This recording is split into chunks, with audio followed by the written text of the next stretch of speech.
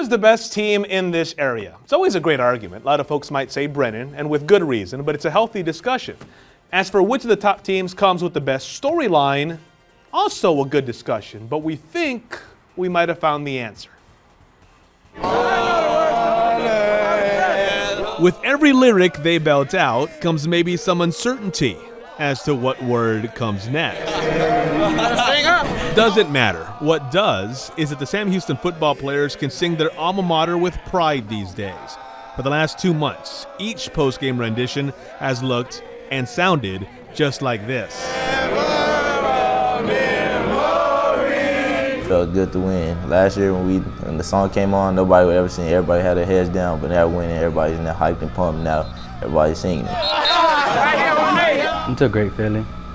You get to hear people cheering for you finally, and then the emotion isn't so down no more. Everybody's happy on the sideline cheering. The Hurricanes went 8-2 this regular season, an exact turnaround from last year. 2 years ago, they went 0-10. Community support, which often lagged in the past, has grown with every one of their 8 straight wins. When we go out to the games on Friday night and you see the crowd getting bigger and bigger, that's like, man, we're doing something for the community, giving them something to do on Friday nights, getting them out of trouble.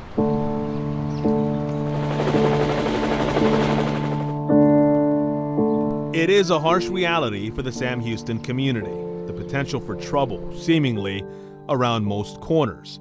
The Hurricane football players among the first to feel it. If it weren't for football right now, I'd probably maybe be juvenile, jail, on the streets, and maybe possibly deceased, because it's a lot of things that's happening on the streets that is getting worse for, especially around our age, because that's when they start falling with the drug abuse, the gang related, and then I'm just grateful. Grateful because while Dwayne Brown hasn't lived a charmed life by any means, he's reminded daily of struggles bigger than his.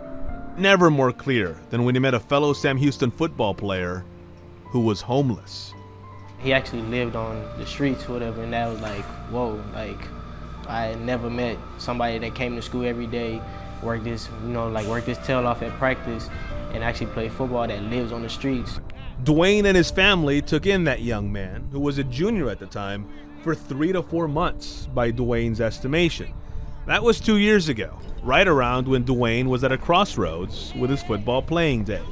My freshman year, we had a situation to where I wanted to actually quit because I was getting punished after practice for something I didn't do, and I actually walked off the field. But before I walked out, 2 other coaches, they had talked to me, and they were just saying, think about the mistake that you're making. Head coach Gary Green, another reason he decided not to quit. To hear Dwayne and his teammates, Coach Green is much more than just that. The things that he teaches us and tells us, the strategies, and what he does for us is just a great model. Actually, and another father figure for a lot of kids that don't have the father figure in their life. I used to get in trouble, like do little things here, but ever since with Coach Green, well, we have to pay him when we get in trouble, so that helped me a lot. How do you pay him back? Punishment, whatever he wants you to do. What's the worst punishment you've ever had to go through? Law grows. I can't stand them. So that's why I don't get in trouble no more, just for that one. I lost my grandma.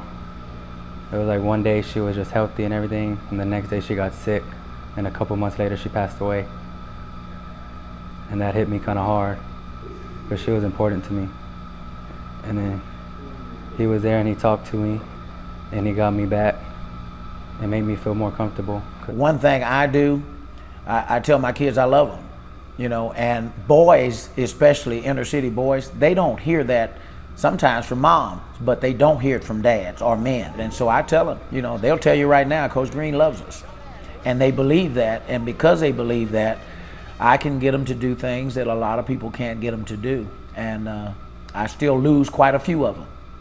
And it hurts, but at the same time, there are a lot of them that are beginning to, get it right.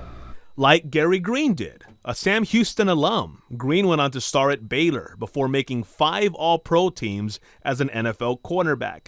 A decade after retiring as a player, he started coaching locally in the mid-90s. The majority of his time spent as an assistant at Madison. You know, I was in Northeast District for a long time trying to be a head coach, and I said, Lord, you know, hey, I want to be a head coach. I think I'm ready for it. Put me where I'm needed most.